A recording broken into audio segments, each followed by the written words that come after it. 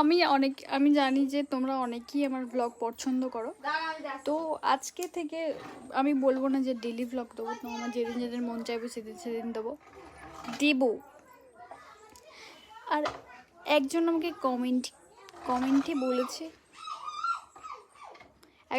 কমেন্টে বলেছে যে আমার কথা বলার স্টাইলটা খুব সুন্দর।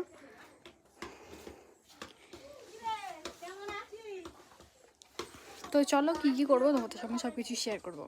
আমি দেখিয়ে দিই ঘনুকে, চলো কি কি কাজ করবো।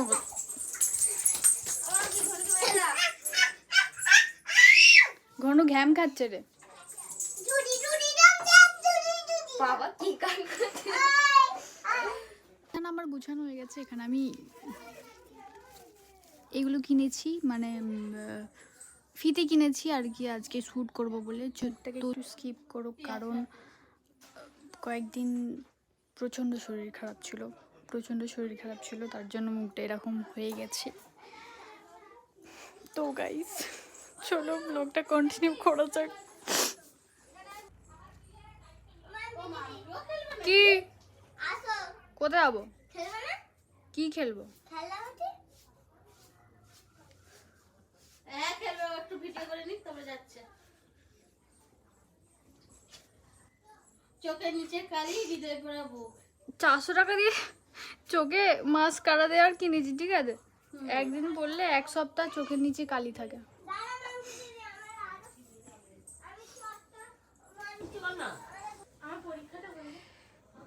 গাইস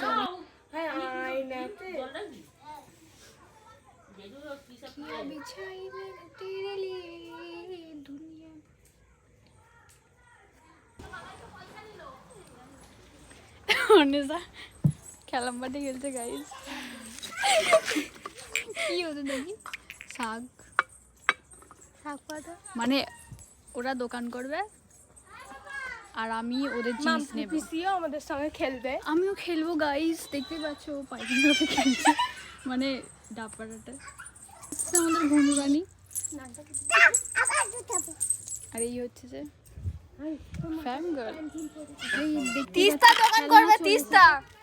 এর নাম হচ্ছে যে অনন্যা, ওর ডাক নামটা বলা যাবে না, বলেই ফটকিরি।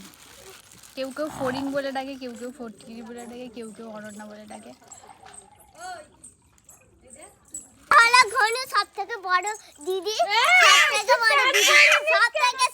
তো গাইস দেখো, এটা তেল বোতলে ভরা হচ্ছে, ইমামি হেলদি অ্যান্ড টেস্টি তেল, ডক্টর চয়েস। এটা তেলের জার, এতে 40 লিটার তেল ধরে। তো দেখো আমাদের গাছে লাউ হয়েছে, না এটাকে লাউ না, কুমড়ো বলে। আর এখানে আমার বাবা চাষ করেছে, আপাতত কিছুটা চাষ করেছে আর কিছুটা করা বাকি আছে। মুখ ধোয়া ডান, মুখ ধোয়া হয়ে গেল গাইস। তো আমি প্রায় 1 সপ্তাহ ধরে মাখছি, কিন্তু আমি কোনো রেজাল্ট বুঝতে পারিনি। হয়তো আমার মুখটাই খারাপ, চেঞ্জ হচ্ছে না।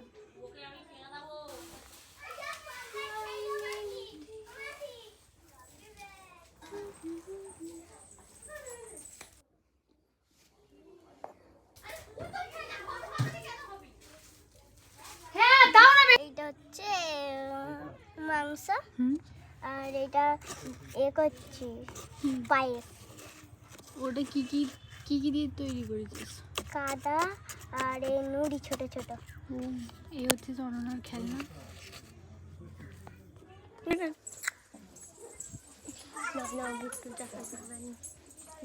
Rinki viral guys. তিস্তা এখন দোকান করেছে, আমি তিস্তা দোকান থেকে আসল পয়সা আছে, আসল পয়সা এই তিস্তা সব সরঞ্জাম। এটা কি? এটা আটা। ওইটা এটা কি? এটা হ্যাঁ, এতে বাটকারা রাখবো আর এতে মাল রেখে মাপবো। ও আমাকে মারবে, একটা হাম দে। আমার চেয়ে এখানে না, এইখানে। তারপর আমি গাইস ভিডিও করছিলাম কিছুটা। গাইস খাওয়া দাওয়া হয়ে গেছে, আর আমি এখন উল্টো নাইটি পরে ঘুরছি, কারণ একটু পরে আমি ড্রেস চেঞ্জ করব। কি গন্ধ, তুই কতদিন এটা ধুসনি?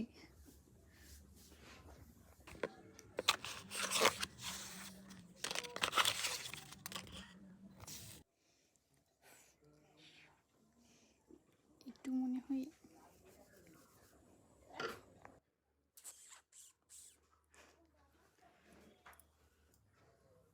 নড়লে হয়। হাই, অত টান করে বাঁধুনি। অত টান করে দিইনি তো।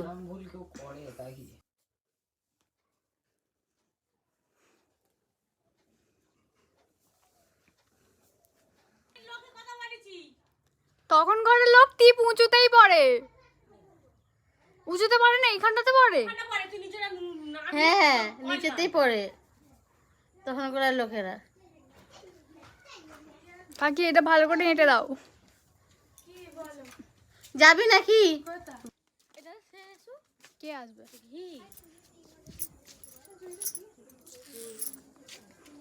গাইস, এত সুন্দর সেজে গুছছে আর নাইটি পরে যাচ্ছি। আসলে আমাদের এখানে লোক খুবই খুবই খুবই খারাপ, বারবার খালি মানে অপমান করে। মানে অপমান করেছিল। আমি সিঁদুর পরে গিয়েছিলাম।